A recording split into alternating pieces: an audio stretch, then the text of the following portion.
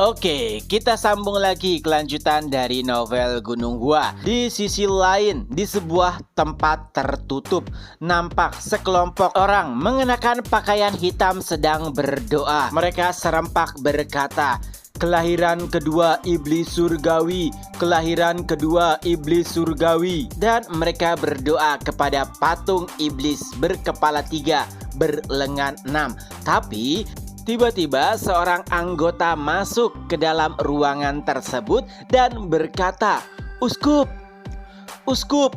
Beberapa kali ia memanggil nama uskup, tapi sang uskup belum meresponnya. Hingga pada akhirnya sang uskup tersebut pun menggerakkan lengannya, dan sontak orang yang memanggilnya pun terangkat dan tubuhnya terpental. Sang uskup pun mulai berkata, "Berani-beraninya kau menggangguku yang sedang berdoa. Jika apa yang kau lakukan ini bukanlah sesuatu yang penting, aku akan membunuhmu." Dan si anggota pun berkata, "Maafkan aku uskup, ini adalah sesuatu yang penting. Nomor 27 belum kembali." Mendengar hal tersebut tentunya membuat sang uskup sedikit terkejut. Apa? Belum kembali? Padahal nomor 27 hanya dikirimkan untuk mengecek orang-orang di Laut Utara. Tentunya adalah hal yang aneh jika ia belum kembali, dan nampaknya itu bukanlah informasi biasa. Oleh sebab itulah sang uskup memaafkannya dan meminta orang tersebut untuk mencari informasi terkait apa yang sebenarnya terjadi dengan nomor 27. Setelah kepergian si anggota, uskup pun berkata kepada dirinya sendiri, "Tinggal beberapa hari lagi, iblis surgawi akan kembali terlahir di dunia ini. Lihat saja kalian orang-orang kafir, iblis surgawi akan menghukum kalian semua." Di lain sisi, nampak seorang pengawal dari Istana Laut Utara sedang memandu murid-murid Gunung Hua. Di dalam perjalanan, Tang Soso sempat bertanya-tanya beberapa hal kepada prajurit tersebut. Yang pertama berkaitan dengan Istana Laut Utara sendiri. Yang kedua tentang apakah di Istana Laut Utara damai. Lalu perlahan penjaga tersebut pun mulai menjelaskan walaupun awalnya agak ragu. Pertama, Istana Laut Utara sendiri merupakan tempat terkuat di Laut Utara dan mereka dipimpin oleh seorang lord. Dan terkait dengan kedamaian, si penjaga ini tidak terlalu yakin karena nampak ada sesuatu rahasia yang disembunyikan oleh sang lord. Tentu saja Tang Soso tidak bisa bertanya lebih lanjut terkait dengan hal tersebut karena nampaknya itu adalah hal yang sensitif. Tapi tiba-tiba Chumyun mulai membuka suara. "Jadi kemana kau akan membawa kami semua?" Orang itu pun menjawab, "Oh, jika itu aku akan membawa kalian ke istana pusat untuk bertemu dengan Lord." Mendengar hal tersebut, Chumyun pun mulai tersenyum karena merasa itu adalah hal yang sangat menarik. Hingga pada akhirnya mereka pun tiba di istana utama. Dan saat memasuki gerbang istana, alangkah terkejutnya semua orang karena interior di dalam istana terlihat sangat-sangat mewah. Itu adalah sesuatu yang bahkan belum pernah mereka lihat di dataran tengah. Hayon bergumam, "Amitabha, bukankah ini sangat berlebihan? Jika beberapa interior di sini dijual, maka bisa membiayai kehidupan seluruh warga desa." Murid-murid Gunung Hua nampaknya setuju dengan perkataan Hayon, tapi tidak dengan Chumyun. Ia malah mengejeknya. "Apakah itu yang dikatakan oleh anggota Shaolin? Apakah kau tidak tahu ada banyak sekali patung Buddha emas di Shaolin? Dan jika salah satunya dijual, maka itu bisa memberikan makan kepada seluruh desa yang ada di sana." Tentunya itu bukanlah informasi yang salah. Hayon hanya bisa menunduk malu, tapi Baekhyun membelanya. Chungmyun, tapi bukan biksu Hayeon yang membelinya. Dan Chungmyun pun menjawab, ya aku tahu, itulah kenapa aku berkata jika kepala biara sangatlah licik. Nah, murid-murid pun berusaha untuk menutup mulut Chungmyun karena kenapa? Mereka takut jika diteruskan, Chungmyun akan membuat onar. Apalagi saat ini mereka berada di dalam istana. Baekhyun bahkan berkata kepada Chungmyun agar menjaga perlakuannya dan tidak sembrono. Tapi Chungmyun menanggapinya, aku? Apakah kau pernah melihat seseorang yang lebih berhati-hati daripadaku? Mendengar perkataan tersebut hanya membuat Baekhyun frustasi. Ia bahkan tidak tahu apakah tepat membawanya masuk ke dalam istana ataupun tidak. Hingga pada akhirnya para prajurit pun mulai berkata, Lord telah tiba. Dan perlahan penampakan Lord Istana Laut Utara pun mulai terlihat. Ia adalah pria bertubuh besar. Dan dari tekanan auranya saja mereka semua tahu jika ia adalah sosok yang kuat. Tapi anehnya Lord tersebut terus berjalan ke arah mereka. Tentunya itu merupakan hal yang aneh. Apalagi tak kala ia sangat dekat, Lord pun berkata, siapa yang bernama naga ilahi Gunung Hua? Dan Chungmyun pun menjawab, itu aku. Lord kembali berkata, oh itu kau. Aku telah mendengar banyak tentangmu dari istana binatang Nanmam. Selamat datang, kami menyambut murid-murid Gunung Hua. Tentu saja itu adalah respon yang tidak diduga oleh setiap orang termasuk Chungmyun. Ia bahkan bergumam, ini tidak seperti apa yang aku bayangkan. Apakah jangan-jangan ia adalah orang baik? Beberapa saat setelahnya, Sol Chung Sang, Lord Istana Laut Utara, ditemani dengan para penatua berjalan menelusuri koridor. Lalu seseorang penatua pun bertanya, maaf sebelumnya Lord, bolehkah aku bertanya alasan Anda menerima para tamu tersebut? Dan Lord pun menjawab, tidak ada alasan apa-apa. Nah, si penatua nampaknya masih belum puas dengan jawaban tersebut. Lalu Lord kembali berkata, apakah kau tahu kira-kira siapa yang mengirim mereka? Jawabannya tentulah Shaolin. Mereka ingin mengetahui apa yang terjadi di Istana Laut Utara. Oleh sebab itulah mereka mengirimkan Gunung Hua yang memiliki koneksi dengan Istana Laut Utara. Sebenarnya jika itu Shaolin yang dahulu saat masih memiliki pengaruh yang sangat besar di dataran tengah, bahkan Istana Laut Utara tidak akan pernah menolak perwakilan Shaolin. Tapi kali ini situasinya berbeda. Karena Shaolin kehilangan pengaruhnya, Istana Laut Utara bisa menjadi agak bebas. Jadi kenapa mereka menerima utusan dan memperlakukan mereka dengan baik? Hanyalah untuk memberikan alasan kepada Shaolin yang mengutus mereka jika di sana baik-baik saja. Terlebih lagi di dalam utusan tersebut ada Hayeon, orang yang paling dicintai oleh kepala biara, dan juga naga ilahi Gunung Hua, pendekar yang sedang naik daun. Jika mereka bertindak gegabah dan bahkan membunuh mereka, pastinya itu akan menjadi alasan bagi Shaolin untuk bisa menyerang istana. Ya, sebenarnya Lord tidak terlalu takut jika berperang dengan orang-orang di dataran tengah, tapi permasalahannya tidak ada untungnya bagi mereka. Apalagi saat ini mereka sedang berfokus untuk mengembalikan kekuatan istana. Lord juga sempat bertanya kepada para penatua apa yang dilakukan oleh para tamu. Dan penatua pun menjawab jika mereka sedang makan dan minum dengan santai. Itu sedikit mengejutkan. Bahkan Lord berpikir apakah mereka orang-orang bodoh. Mereka sama sekali tidak menaruh curiga pada makanan yang dipersiapkan.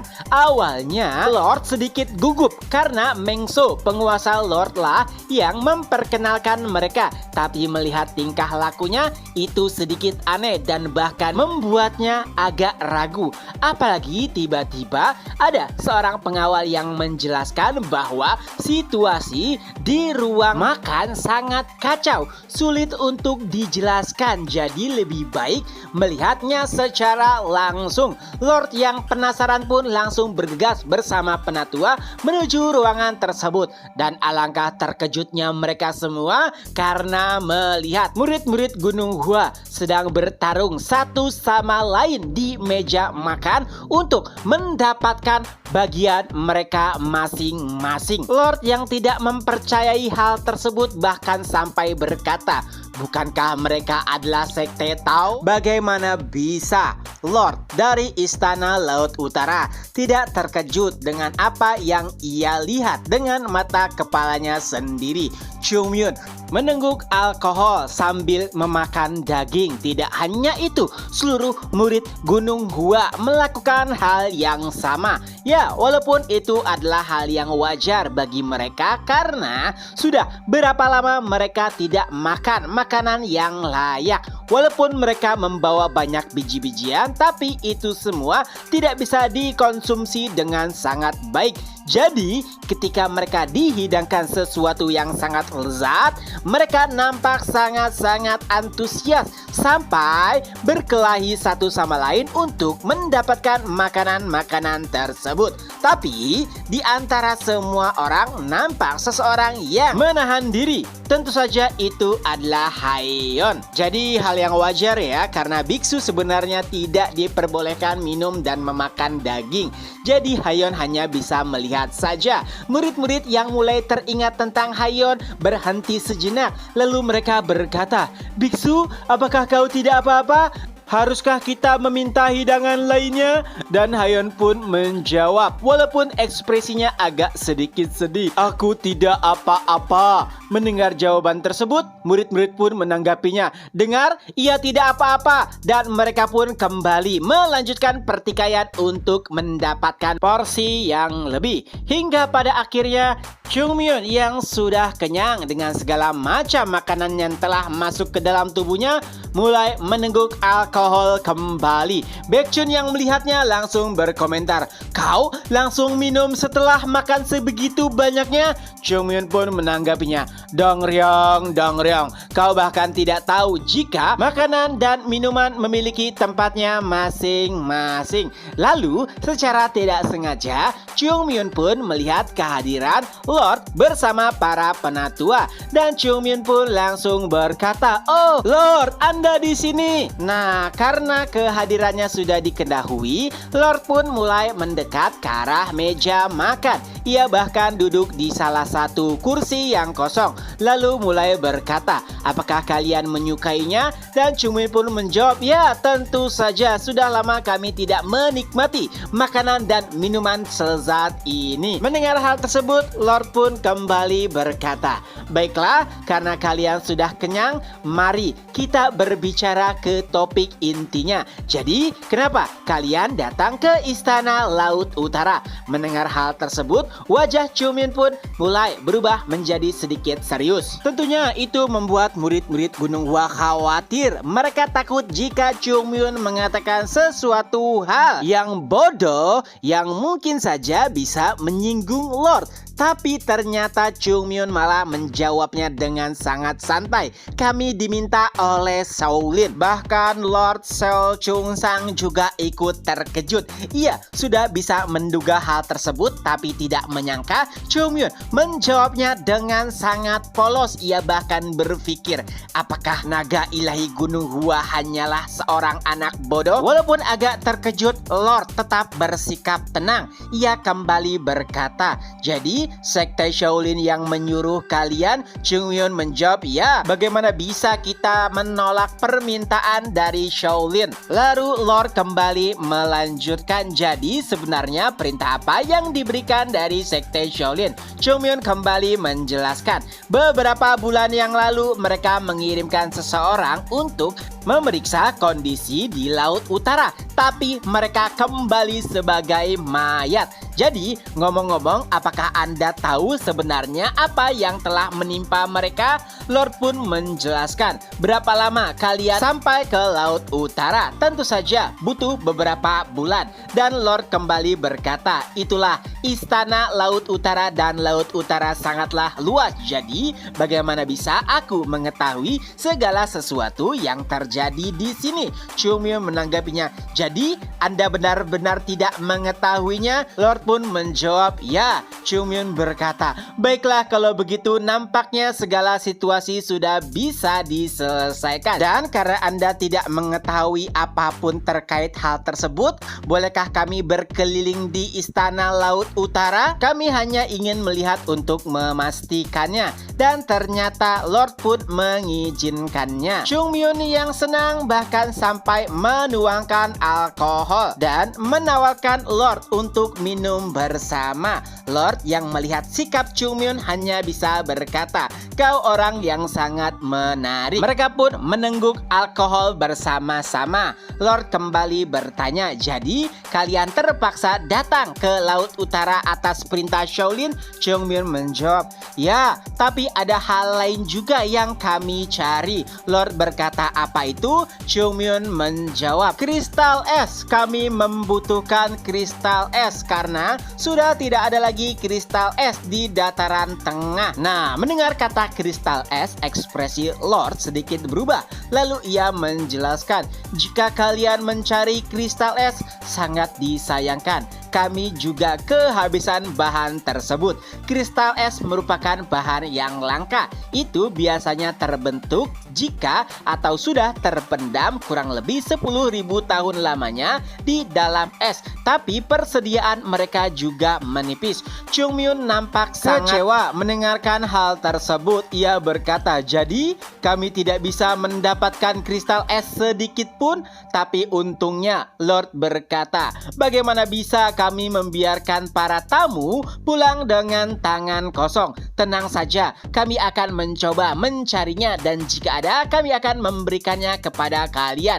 Chungmyun nampak sangat senang. Ia langsung memegang tangan Lord dan berkata, seperti yang kuduga, Anda adalah sosok yang sangat baik. Tapi Lord yang merasa tidak nyaman langsung melepaskan tangannya. Ia berdiri dan berkata, mohon maaf, ada beberapa hal yang harus aku selesaikan. Mari kita sambung lain kali. Dan Lord pun perlahan meninggalkan aula. Setelah kepergian Lord, murid-murid Gunung Hua lainnya baru mulai membuka mulutnya. Ya, mereka nampaknya menaruh curiga yang sangat besar kepada Seol Chungsang, terutama setelah mengetahui fakta bahwa ia adalah sosok yang menyingkirkan Lord terdahulu dengan bergabung dengan kultus iblis. Tentunya kebaikannya dilihat sebagai kepura-puraan, tapi mereka juga takjub karena Lord terlihat sangat tenang. Lalu Baekhyun pun bertanya, Chungmyun, bagaimana menurutmu? Chungmyun menjawab, aku juga tidak tahu. Tapi ada satu hal yang pasti, tidak ada energi iblis di dalam tubuhnya. Ya, Chungmyun memindai energi di dalam tubuh Lord saat memegang tangannya. Tidak ada ki iblis sedikit pun, yang artinya Chungmyun masih belum bisa memastikan keterlibatannya dengan para anggota kultus. Jadi yang harus mereka lakukan saat ini adalah mencari informasi sebanyak-banyaknya. Setelah mereka selesai menyantap makanan, pelayan pun membawa mereka ke ruang peristirahatan. Dan lagi-lagi itu mengejutkan semua orang karena ruangan yang mereka tempatkan sangatlah mewah. Bahkan lebih mewah jika dibandingkan perabotan yang ada di keluarga Tang. Baekhyun kembali bertanya apa yang harus ia lakukan setelah ini kepada Chungmyun. Tapi Chungmyun nampak sangat sibuk membereskan atau membongkar barang-barang yang ia bawa. Hingga pada akhirnya ia pun mengeluarkan sesuatu. Akhirnya ketemu juga. Melihat hal tersebut, murid-murid nampak terkejut karena apa? Yang dipegang Chungmyun adalah pakaian serba hitam yang biasanya Chungmyun gunakan untuk menyusup. Baekhyun bahkan sampai berkata, "Jongmyun, tidak, apakah kau gila?" Tapi Jongmyun menjawabnya dengan santai, "Ayolah, ini adalah cara satu-satunya untuk mendapatkan informasi." "Tidak, bukan begitu caranya, dasar bajingan." Dan pada akhirnya tidak ada yang berhasil menghentikan Jongmyun. Dengan pakaian serba hitam, ia pun menjelajahi setiap gedung yang ada di istana. Ya, walaupun dirinya juga nampak kesal karena suasana yang sangat dingin sekali. Bahkan Jongmyun sampai berjanji untuk tidak kembali lagi ke istana Laut Utara. Tapi sayangnya, tiba-tiba Jongmyun hampir saja terpeleset. Suaranya disadari oleh penjaga istana. Tapi untungnya karena badai salju yang begitu besar, si penjaga berpikir jika itu karena gesekan salju. Jongmyun pun merasa sedikit lega. Walaupun Baek-ah merasa jengkel dan kesal karena kenapa juga dirinya harus dibawa. Jongmyun hanya berkata, "Diam, jangan berisik." Ya, satu-satunya alasan Jongmyun membawa Baek-ah karena bulunya yang tebal. Setidaknya itu bisa mengurangi rasa dinginnya. Hingga pada akhirnya Jongmyun pun mendengar sebuah perbincangan. Ya, itu adalah keberuntungan. Jongmyun pun mulai berfokus untuk mendengar perbincangan mereka karena mungkin saja ada informasi penting yang bisa ia dapat. Ya, tepat di balik tembok tersebut ada Lord Istana Seol Chung-sang bersama dengan penatua pertama. Hal yang pertama kali mereka perbincangan adalah tentang sosok naga ilahi Gunung Hua. Itu adalah sosok yang menarik, walaupun penatua menganggapnya sosok yang tidak sopan karena berbicara dengan santai di hadapan Lord. Tapi Lord tidak berpikir demikian. Kepercayaan dirinya pasti datang karena kemampuannya. Lagi pula yang memperkenalkan dirinya adalah Mengso, Lord Istana Binatang Nanmam. Chung-sang tahu benar bagaimanakah sosok Mengso. Walaupun mereka tidak pernah bertemu, tapi setiap istana saling berkomunikasi setiap waktu untuk mendiskusikan bagaimana cara bertahan dan menghadapi orang-orang di dataran tengah. Jadi ia yakin jika Mengso mengakuinya, itu berarti naga ilahi Gunung Hua adalah sosok yang luar biasa. Mendengarkan perbincangan tersebut dari balik tembok, Jongmyun pun nampak kesal. Ia bergumam, "Sialan, kenapa kalian hanya membicarakan hal-hal yang tidak penting? Ini terlalu dingin. Setidaknya berikanlah satu informasi yang berguna." Dan keberuntungan pun kembali terjadi. Lord pun bertanya, bagaimana dengan mereka? Lalu penatua pertama pun menjelaskan pergerakan atau perkembangan mereka luar biasa. Intinya mereka sangat berbeda dari pertama kali bekerja sama sampai dengan saat itu. Dan yang lebih menjengkelkan adalah mereka jadi lebih berani lagi dan bahkan membuat warga desa ketakutan sehingga mereka mengurung diri, terjangkit wabah, dan bahkan juga ada penculikan. Penatua pertama takut jika diteruskan lebih jauh maka kepercayaan warga akan menghilang. Lord pun memerintahkan penatua pertama untuk memantau mereka lebih jauh. Kenapa? Karena menurutnya bekerja sama dengan mereka adalah tindakan yang tepat. Ia memang mengagumi apa yang dilakukan oleh kakaknya, tapi sayangnya itu tidak memberikan perkembangan yang pesat untuk istana. Oleh sebab itulah ia yakin ia akan membuat istana Laut Utara lebih berjaya walaupun harus bergandengan dengan iblis. Dan saat teknik bela dirinya selesai, tidak hanya mereka, bahkan orang-orang di dataran tengah akan dibuat tunduk olehnya. Nah, ada satu hal lagi yang diminta oleh orang-orang dari kultus iblis, yaitu kristal es. Bahkan mereka meminta jumlah yang lebih banyak lagi. Lord hanya memberitakan untuk menggali dan menemukan lebih banyak kristal es. Intinya gini, Awalnya si Sol Chung Sang itu bekerja sama dengan kultus iblis hanya untuk menjatuhkan kakaknya.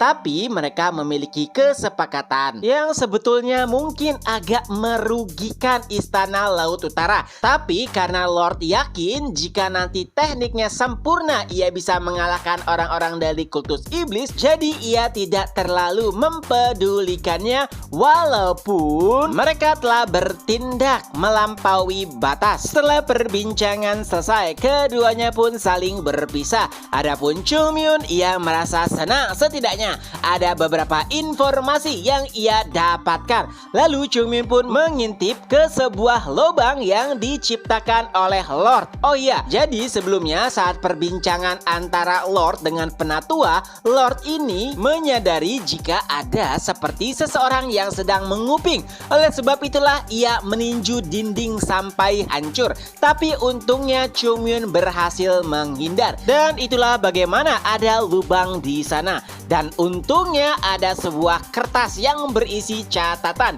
Chung Myun pun mengambilnya dan karena ia telah mendapatkan informasi yang berguna, Chung Myun berniat untuk kembali. Tapi sayangnya saat ia ingin kembali, kehadirannya disadari oleh para penjaga.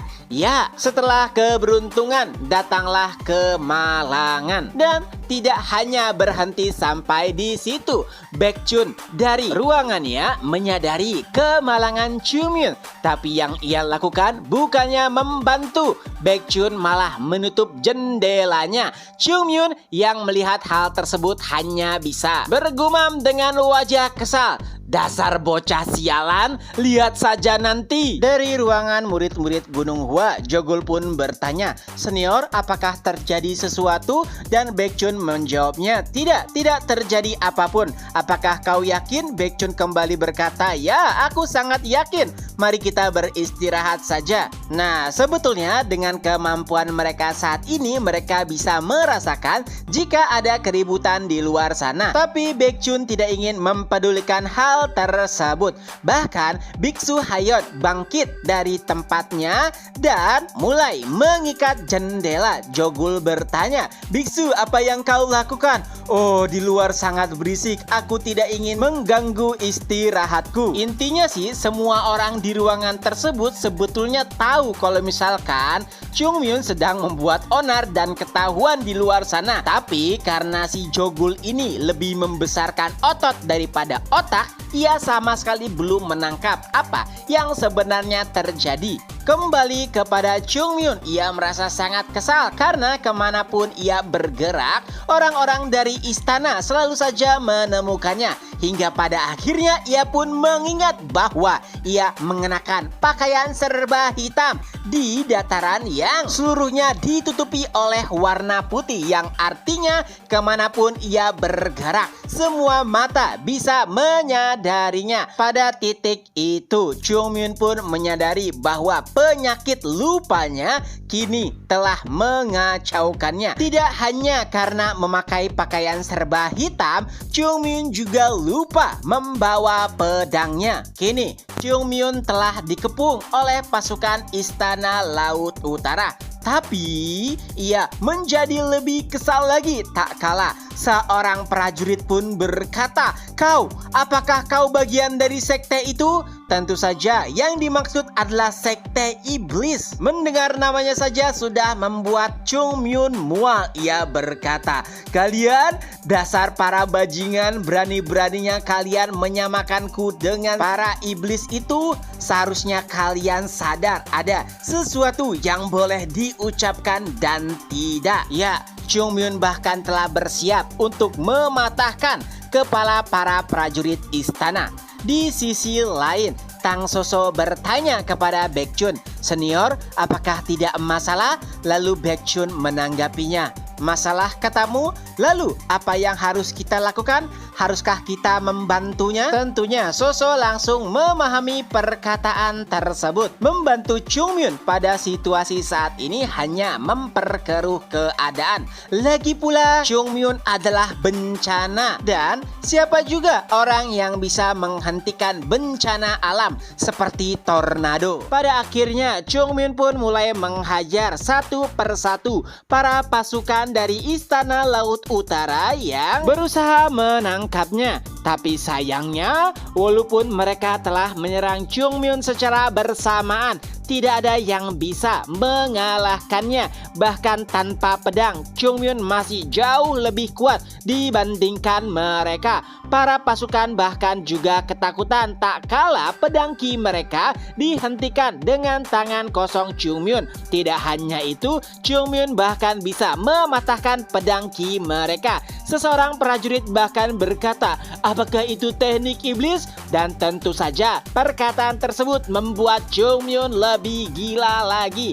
Ia mulai menghajar mereka tanpa ampun karena disamakan dengan anggota kultus iblis. Suara Chungmyun bahkan terdengar jelas oleh murid-murid Gunung Hua. Kaki, kepala, tangan. Ya, sebenarnya murid-murid Gunung Hua khawatir, tapi mereka tidak bisa melakukan apapun. Khususnya Tang Soso, ia tahu benar arti mengacau di sekte lain. Tang Soso bahkan sempat berpikir, apa yang dipikirkan oleh senior Chungmyun? Tidak.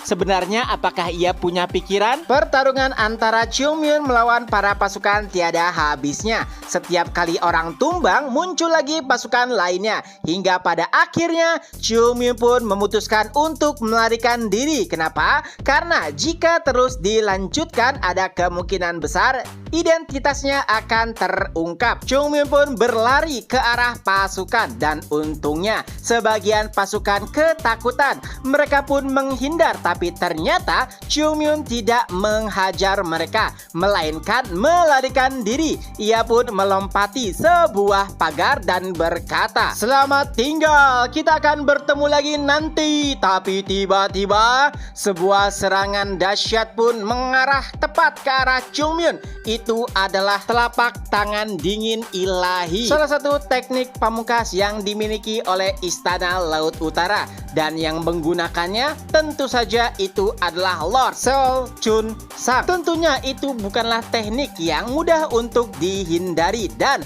hampir saja Chungmyun menggunakan telapak tangan bunga plum. Tapi untungnya Chungmyun sadar jika ia menggunakan teknik tersebut dan nampak aroma ataupun bunga plum, pasti identitasnya akan diketahui. Oleh sebab itulah ia menggunakan tangan bambu untuk menghentikan serangan tersebut, dan pada akhirnya Chungmyun pun berhasil melarikan diri. Ya, walaupun serangan tersebut tidak sepenuhnya berhasil dihentikan oleh Chungmyun. Adapun Lord sendiri, tentu saja ia yakin musuh yang terkena serangannya tidak akan bisa melarikan diri begitu saja. Oleh sebab itulah ia memerintahkan seluruh penjaga untuk mencari sosok misterius tersebut. Setelah beberapa saat mencari, sayangnya bahkan tidak ada jejak yang ditinggalkan oleh Chungmyun. Itu membuat seluruh penjaga heran. Dataran di Laut Utara dipenuhi oleh salju, jadi bagaimana seseorang bisa bergerak tanpa meninggalkan jejak?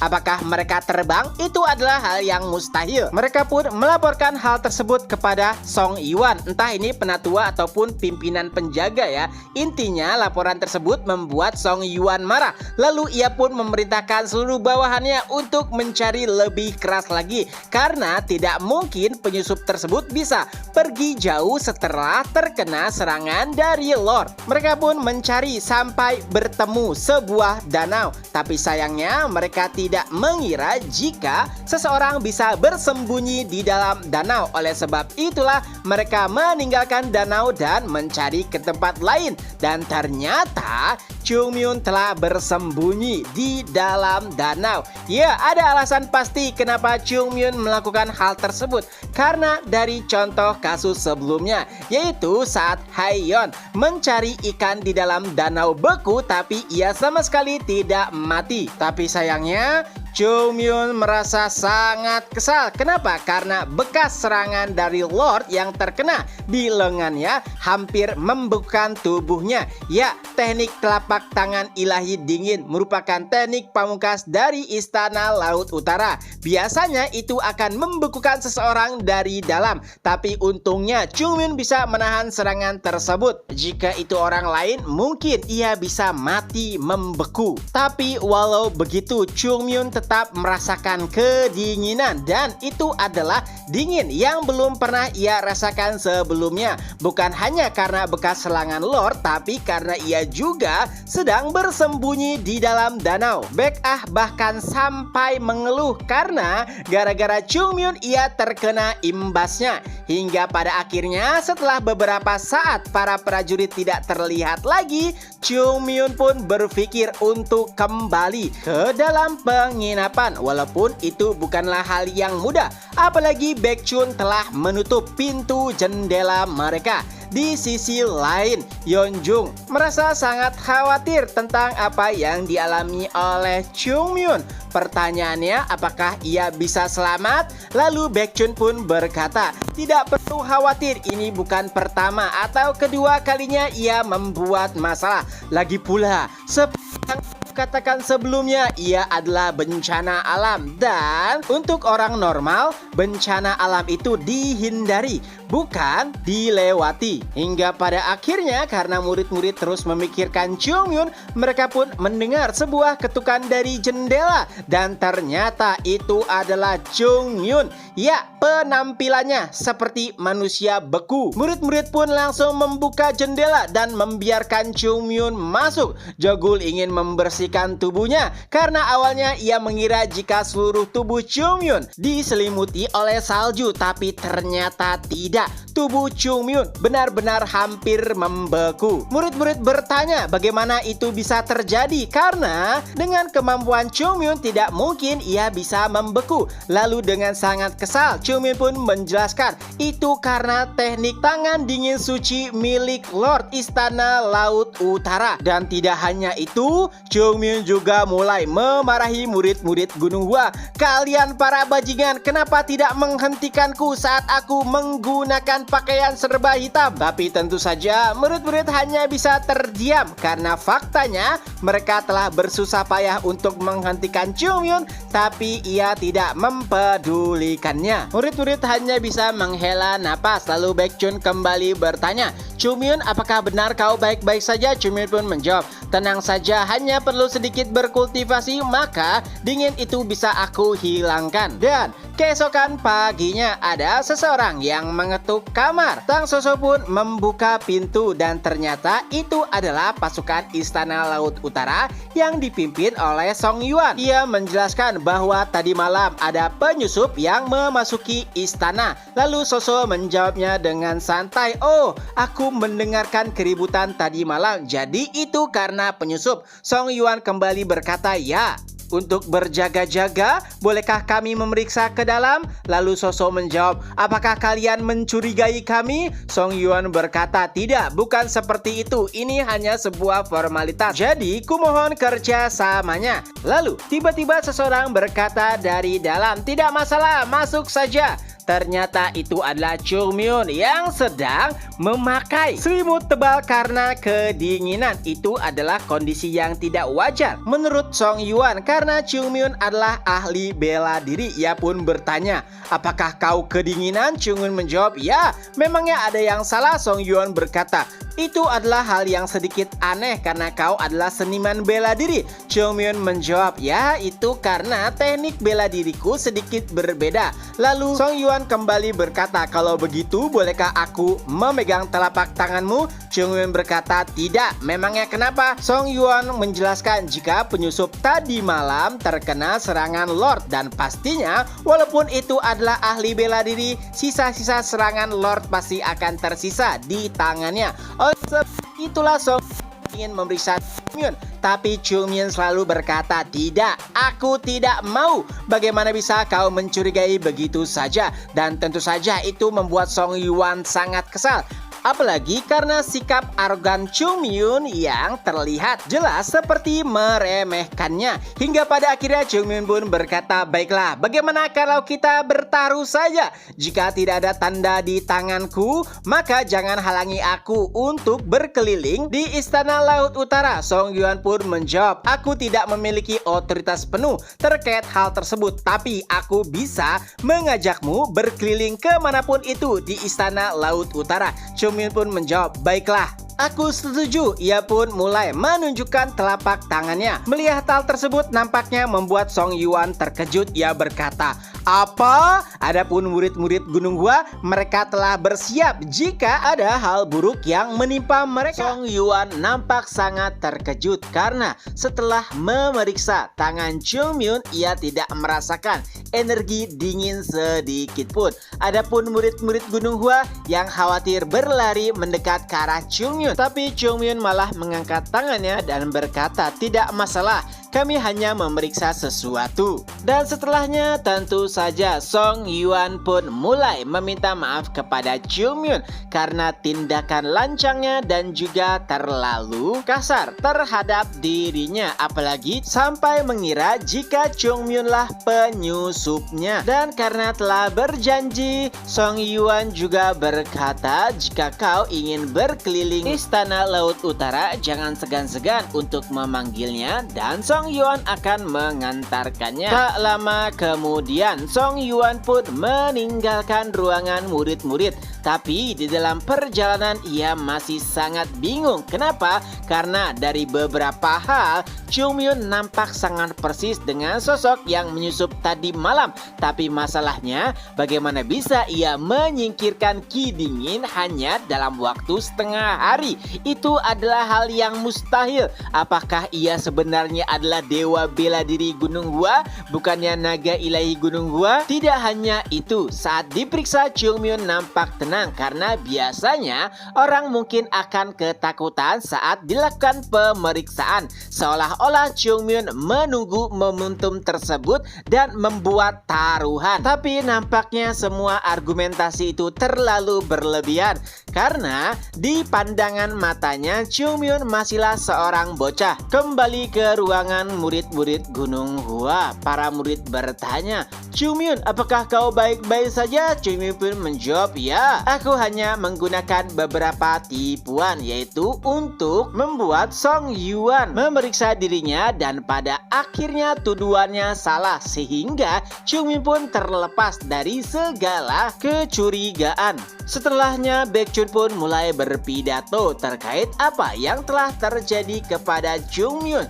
Tentu saja di sini Baekhyun meminta agar murid-murid lebih berhati-hati, tapi Chung Myun memotong perkataan Baekhyun. Ia berkata, senior, sebelumnya aku sangat mengingat saat kita saling bertatapan kau malah menutup jendela. Ini berkaitan pada kejadian sebelumnya saat Chung Myun masih menyamar dan dikejar-kejar oleh pasukan Istana Laut Utara. Mendengar perkataan Chung Myun, Baekhyun pun mulai canggung. Ia berkata, oh, kau masih mengingatnya. Dan setelahnya, bam! Chung Myun pun memukul kepala Baekhyun sampai benjol.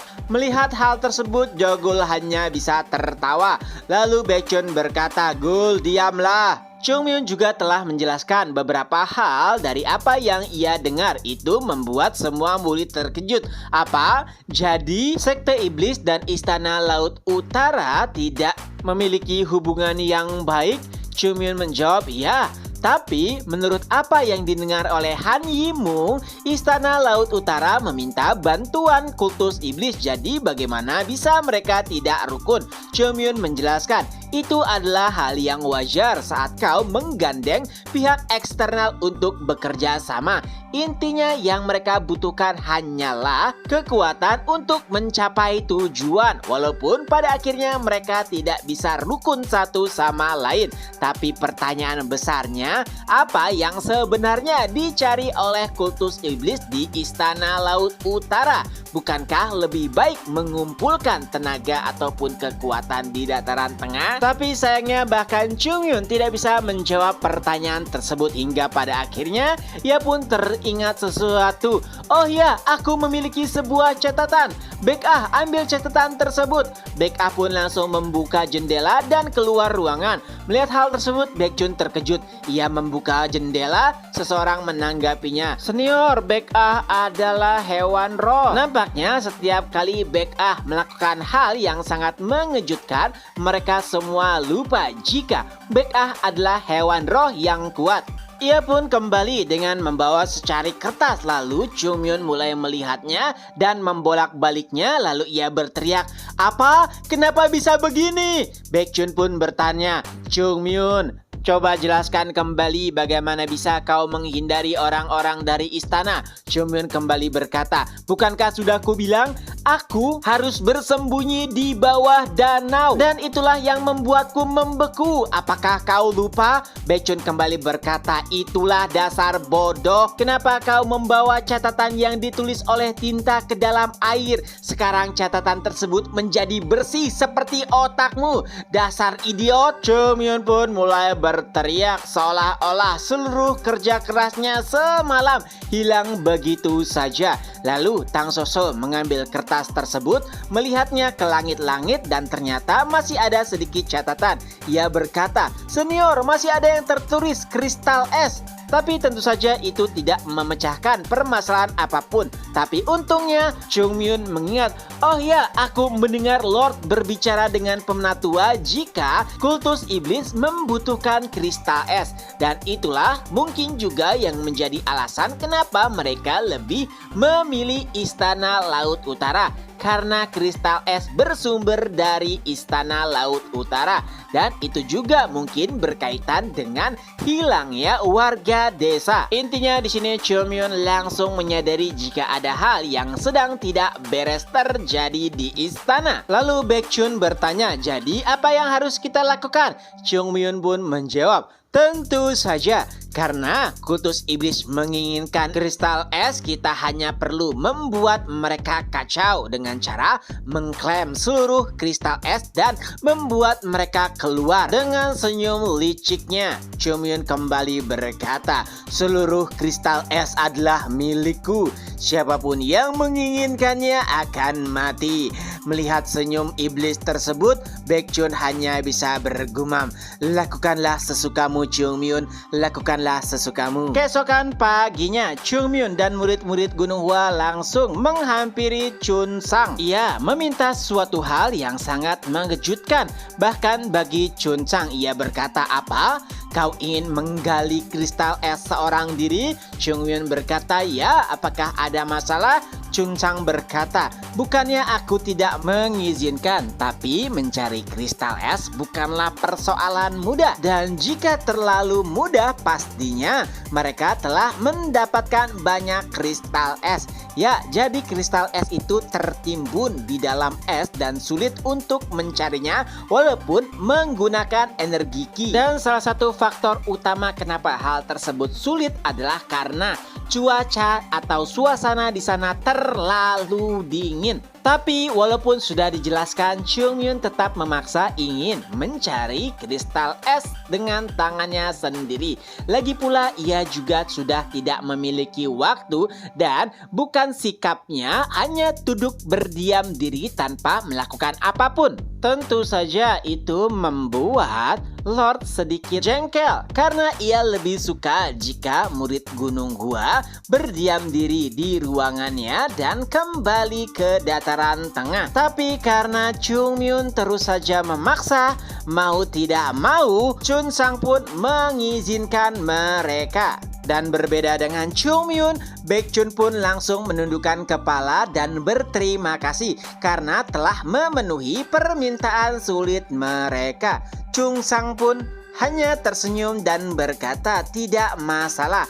Walaupun awalnya mungkin tidak nyaman memperlakukan tamu seperti itu, tapi karena Chung Myun berkata mereka sedang terburu-buru, mau tidak mau ia hanya mengizinkannya saja. Lagi pula, Lord sangat yakin seberapa berbagatnya mereka tidak akan bisa menambang. kristal es dengan mudah. Apalagi sebelumnya Lord juga bertanya kepada Chungmyun, apakah kau paham bagaimana cara menambang kristal es? Dan Chungmyun menjawab, tidak, tapi aku akan mencobanya. Dan karena sudah setuju, Lord pun berkata jika perjalanan ke tambang es nanti akan dilakukan siang hari dan ia akan mengirimkan orangnya untuk mengantar mereka. Dan lagi-lagi Baekhyun berterima kasih kepada Lord dan itu membuat Lord kagum. Kenapa? Karena Baekhyun memiliki aura yang sangat berbeda jika dibandingkan dengan Chungmyun dan yang lainnya. Ia persis seperti penganut Tao sejati. Dan sebelum meninggalkan Lord, Chungmyun pun berkata, oh ya, bolehkah aku meminta sesuatu? Yaitu kami akan membeli setengah harga seluruh kristal es yang kami temukan. Lord pun menjawab, baiklah. Tentu saja saat itu Lord sangat yakin jika murid-murid Gunung Hua tidak akan bisa menambang satu kristal es pun. Di sisi lain, penatua yang bersama Lord nampak sangat khawatir dengan keputusan tersebut. Kenapa? Karena kristal es saat ini sedang langka dan kultus iblis mendesak mereka untuk mengirimkan lebih banyak. Jadi ia takut jika murid-murid Gunung Hua berhasil menambang kristal es. Tapi Lord sangat santai karena hal tersebut tidak mungkin terjadi. Keesokan harinya, Song Won diperintahkan Lord untuk menemani murid-murid Gunung Hua pergi ke tambang. Tentu saja itu membuat Song Won sedikit kesal walaupun ia tidak bisa membantahnya. Alasannya sederhana, ia merupakan salah satu staf berbakat. Jadi mengapa harus repot-repot menemani anak-anak ke dalam tambang? Ya walaupun memang sebelumnya ia pernah kalah taruhan dengan Chungmyun dan bersedia mengantarkannya keliling istana. Tapi itu hanya di dalam istana, bukannya di tambang. Apalagi yang lebih memberatkannya adalah ia harus terus mendengar ocehan Chungmyun yang terkadang menusuk hatinya. Murid-murid Gunung Hua pun mengikuti Song Won dari belakang. Tapi anehnya, Song Won malah membawa mereka ke dalam istana. Itu adalah hal yang aneh. Bahkan murid-murid berpikir, apakah tambang kristal es berada di dalam istana? Dan ternyata Song Won hanya menuntun mereka untuk bisa menaiki kereta es. Dan yang lebih mengejutkan adalah yang menarik kereta adalah anjing bertubuh besar. Ya, lebih tepatnya itu adalah anjing berdarah serigala. Murid-murid Gunung Hua nampak sangat terkesima dengan pemandangan hewan tersebut. Jogul bahkan mendekatinya, ingin mengelusnya. Tapi tiba-tiba seekor anjing pun menggigit lengan Jogul. Ya, walaupun itu tidak mengancam nyawa, tapi sudah cukup untuk membuat murid-murid Gunung Hua kaget. Song Won pun menjelaskan jika mereka harus hati-hati. Walaupun mereka adalah anjing, tapi mereka seperti serigala. Tentu saja Chungmyun mengabaikan perkataan tersebut, seolah-olah ia ingin menantang anjing ataupun serigala tersebut dan mendekatinya. Awalnya Song Won mengira jika pada akhirnya Chungmyun akan bernasib sama seperti Jogul. Tapi tiba-tiba saat Baek-ah keluar dari baju Chungmyun, para anjing yang menarik kereta nampak sangat ketakutan. Bahkan salah satu dari mereka terkencing-kencing. Itu adalah pemandangan aneh yang bahkan tidak bisa dipahami oleh Song Won. Bagaimana bisa seekor martin membuat anjing serigala ketakutan? Tapi itu adalah pemandangan yang wajar di mata murid-murid Gunung Hua. Karena bahkan Baek-ah menghajar seekor harimau seukuran rumah, dan jika anjing-anjing tersebut adalah serigala, bahkan tidak akan mengubah hasilnya. Setelah menakut-nakuti ketiga anjing penarik kereta, Baek-ah pun kembali masuk ke dalam pakaian Chungmyun. Adapun Baekhyun, ia berkata kepada Song Won, tidak bisakah kita berangkat sekarang? Song Won yang masih syok melihat kejadian tersebut sampai telat merespon perkataan Baekjun. Dan beberapa saat kemudian, murid-murid Gunung Hua pun dibagi menjadi beberapa kelompok untuk menuju tambang kristal es. Di dalam kereta, Cheongmyeon tersenyum puas. Adapun Songwon, ia sedikit kesal. Ia pun bergumam, mari kita lihat seberapa lama senyum itu bertahan. Tentunya kala itu Songwon mengira jika mereka tidak akan pernah mendapatkan satu kristal es pun. Beberapa saat kemudian, para anjing serigala menarik kereta dengan sangat cepat. Itu bahkan membuat Isul yang jarang berkomentar ikut berbicara.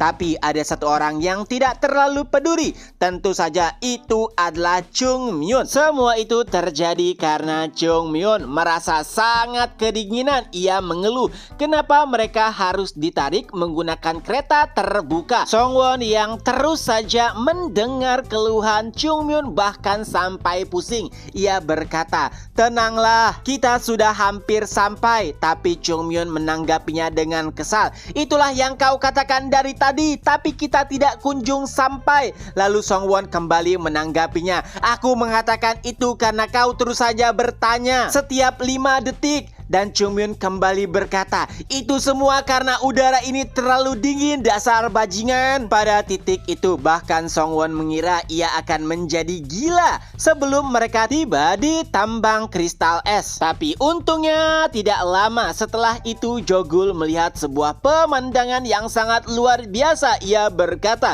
senior, lihat itu. Ya, itu adalah sebuah lubang yang sangat besar menuju inti bumi. Dan di sanalah tambang kristal es berada. Murid-murid Gunung Hua nampak kagum dan juga terkejut. Setelah memasuki lubang, murid-murid Gunung Hua kembali dipandu oleh Songwon. Kali ini mereka berjalan kaki. Dan saat mulai memasuki gua, suasana menjadi lebih dingin dibandingkan sebelumnya. Tapi tentu saja itu belum sepenuhnya. Kenapa? Karena nantinya mereka akan menambang di dasar tambang tersebut. Ada sebuah tali yang menuju ke dasar gua tersebut. Songwon menjelaskan jika mereka harus turun untuk menambang kristal es. Nah, karena tebing tersebut nampak sangat curam, Songwon mengira jika murid-murid Gunung Hua akan ketakutan. Tapi ternyata tidak. Seorang murid berkata, senior, bukankah ini hampir mirip dengan Gunung Hua? Ya, ada hal yang tidak diketahui oleh Songwon, bahwa saat melihat tebing curam tersebut, murid-murid Gunung Hua hanya mengira itu seperti halaman depan rumah mereka. Karena itulah sesuatu yang biasa dilakukan oleh murid-murid Gunung Hua, yaitu mendaki dan menuruni tebing yang curam. Tidak sampai di situ, murid-murid Gunung Hua bahkan turun dengan tidak normal. Ya, mereka memegang tali dan berlari seakan-akan itu adalah tanah yang datar. Bahkan Chungmyeon sama sekali tidak memegang tali dan berlari dengan santai sampai menuju dasar tambang. Bahkan Songwon sudah kehabisan kata-kata setiap kali melihat keanehan dari murid-murid Gunung Hua. Beberapa saat kemudian mereka pun tiba di dasar tambang. Murid-murid Gunung Hua nampak terkejut. Kenapa? Karena di dasar sana bahkan udaranya lebih dingin. Ada banyak juga lubang-lubang yang menuju tempat penggalian kristal es. Songwon menjelaskan, jika itu adalah manusia biasa, mereka tidak akan bertahan di dalam tambang tersebut. Tidak hanya ada mereka, ada beberapa pekerja dan juga prajurit istana. Dan sesuatu tak terduga pun terjadi, yaitu saat pekerja yang kelelahan bukannya ditolong oleh penjaga, ia malah disiksa. Baekjun ingin membantunya, tapi Songwon menghentikannya. Ia berkata, itu bukanlah sesuatu yang bisa kau tangani. Baekjun bertanya, kenapa mereka melakukan hal tersebut? Dan Songwon pun menjelaskan, sudah kukatakan sebelumnya, mereka yang bekerja di sini bukanlah orang biasa. yang artinya mereka adalah seorang pejuang di mana energi internalnya disegel. Chungmyun bertanya, memangnya mereka melakukan kesalahan apa? Songwon menjawab, itu adalah kesalahan besar, yaitu pengkhianatan. Dari kata-kata tersebut saja, Chungmyun sudah bisa menyimpulkan jika mereka semua adalah orang-orang yang pro dengan Lord sebelumnya. Karena Chungmyun tahu jika Lord Istana saat inilah yang melakukan pengkhianatan. Ya, walaupun murid-murid Gunung Hua tidak bisa berbuat apa-apa, tapi mereka nampak sangat iba melihat perlakuan para penjaga kepada para pekerja yang nampak sangat kelelahan. Lalu Songwon kembali berkata, jika kalian mengkhawatirkan para penjaga, kenapa kalian tidak membantu saja? Bukankah kalian kesini untuk menggali kristal es? Tentunya, sebenarnya itu adalah ejekan secara halus karena Songwon beranggapan jika murid-murid Gunung Hua tidak akan pernah bisa menggali satu es pun. Tapi, jawaban tak terduga keluar dari mulut Chungmyun. Ia berkata dengan santai, jadi berapa banyak yang harus aku gali agar seluruh pekerja di sini bisa beristirahat? Songwon menanggapinya, apa katamu? Chungmyun kembali berkata, aku tidak perlu mengulanginya bukan? Cepat panggil orang yang bertanggung jawab. Tanyakan berapa banyak kristal es yang harus aku gali agar para pekerja bisa beristirahat, karena aku akan mengumpulkan semuanya. Ya, pernyataan Chungmyun tentu saja membuat Songwon terkejut sampai mengerutkan keningnya. Chapter pun berakhir. Nah, itulah kelanjutan dari novel Gunung Hua. Semoga terhibur. Ketemu lagi di next video. Bye-bye.